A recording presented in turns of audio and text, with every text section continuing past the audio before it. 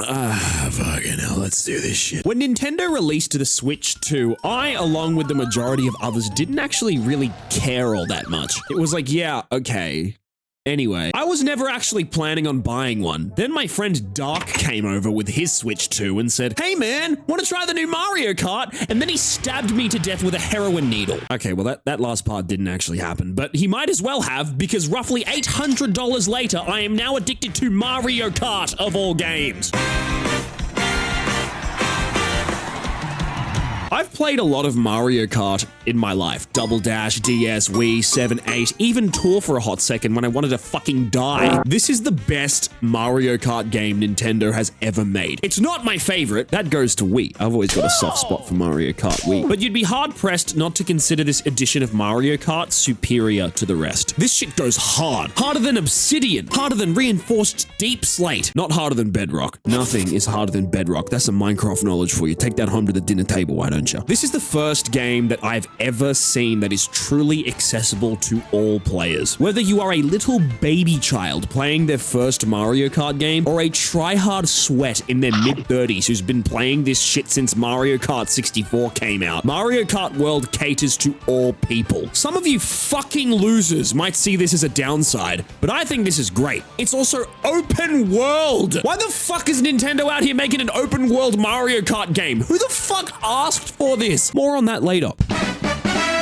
If you haven't seen it already, Donkey just released a video called The Slickness of Mario Kart World. Make sure to give it a watch if you haven't, because it's a great video. Way better than this shit. He says that the music in this game is a privilege to listen to. And honestly, yeah. This soundtrack is a full-blown homage to decades of Mario history. You've got hints of Galaxy, Sunshine, and even Donkey Kong. Like the original Donkey Kong. It's big, it's layered, and I would buy this shit on vinyl if I owned a record player. The previous games had classic songs that were designed to fit the aesthetic of their level. This game has classic songs that were handcrafted by Apollo himself. No, not Apollo from Animal Crossing. This one.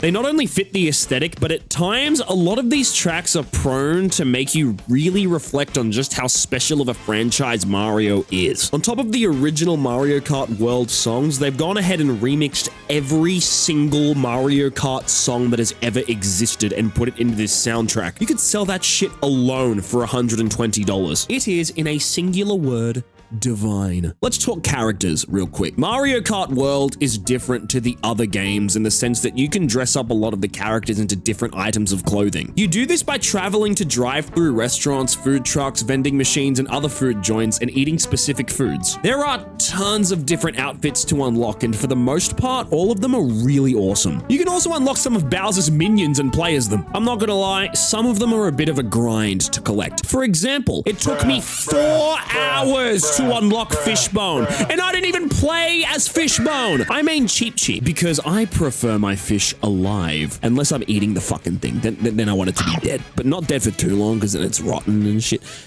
It's moving on.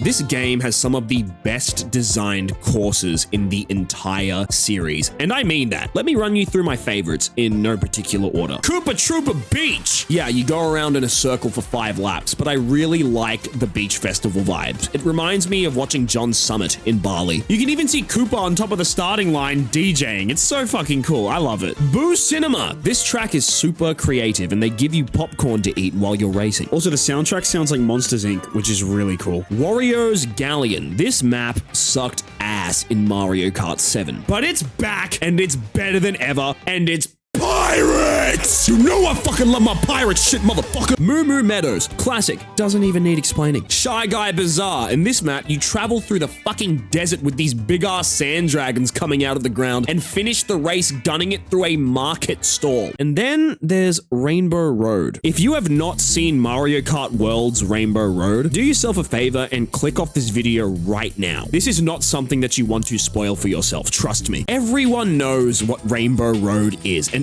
over the years, everybody's attitude regarding this course, including Nintendo's, has changed. Rainbow Road went from simply being a difficult course to an iconic staple of the franchise. And I can firmly state that not only did they outdo themselves with this version of the course, but this version of Rainbow Road is the best one they've ever done. In fact, I'll even go as far as to say that this is the best course in Mario Kart history. I remember playing through this course for the first time and almost being moved to tears because of how beautiful everything was. The soundtrack, the visuals, the fucking train, it all just came together and it was just fucking amazing. It truly is one of the greatest love letters to the fans I have ever seen. And the only flaw with this track is that I can't experience it again for the first time.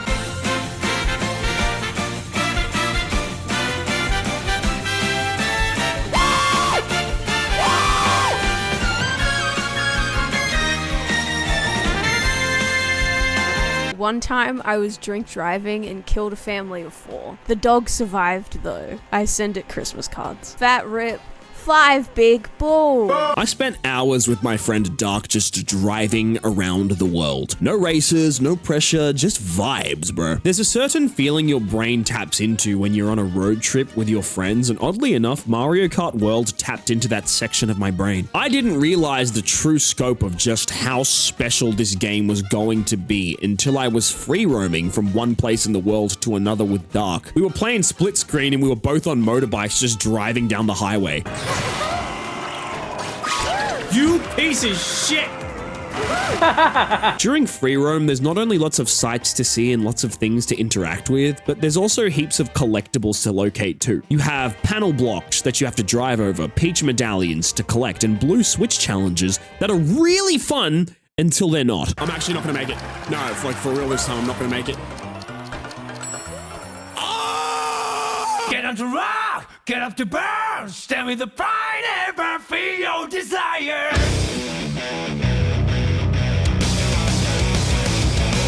Knockout Tour is the new game mode that is my favorite mode to play, hands down. It's a high-intensity elimination-style race where with each passing lap, the competition gets smaller and smaller until there are only 4 of you left. It's brutal. It can even be soul-crushing at times. You have to be strategic. Grab as many items as you can. Those bananas and green shells while you're in first place are lifesavers. Hey, if you're still watching, make sure you hit that like button for me. It takes 2 seconds and it really helps me out a ton. If enough of you like this video, I'll get to keep making content like this regularly, and I won't have to work at Yoshi's anymore. I cannot live off of 10 coins a day, Yoshi. You've got a family to feed, you fucking bitch. Hello,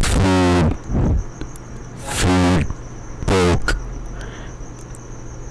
Understandable. Have a great day. One of the more negative criticisms about Mario Kart World is that the courses are too straight, too wide, and not as good as Mario Kart 8's courses. This is really emphasized in Knockout Tour, and honestly, I agree with this sentiment. One of the gimmicks that this game employs is the ability to drive from one track to another. On paper, this is fine, but when you actually get down to it, it kind of sucks. It feels more appropriate during Knockout Tour. In fact, I actually enjoy the sort of off-road concept in this game mode, but they clearly pushed this gimmick way too far, especially in the multiplayer. This wouldn't really be a problem if the journey from one course to the next wasn't so boring, but alas, all you can really say is thanks, Nintendo. Furthermore, I also agree that the courses in Mario Kart 8 are generally better, but I also feel that it's an unfair comparison to make right now. Remember, Mario Kart 8 was first released in 2014 on the Wii U. That's over 10 years of additional content and optimization that Nintendo banged out for this game. I'm confident that as more time passes, Mario Kart World will receive the tender love and care that it deserves, and I'm praying they don't charge us for it. But as of making this video, I do gotta say that the journey from one course to another course is very barren and very bland. Driving through the highways and the off-roads makes the game feel alive, like there's a whole other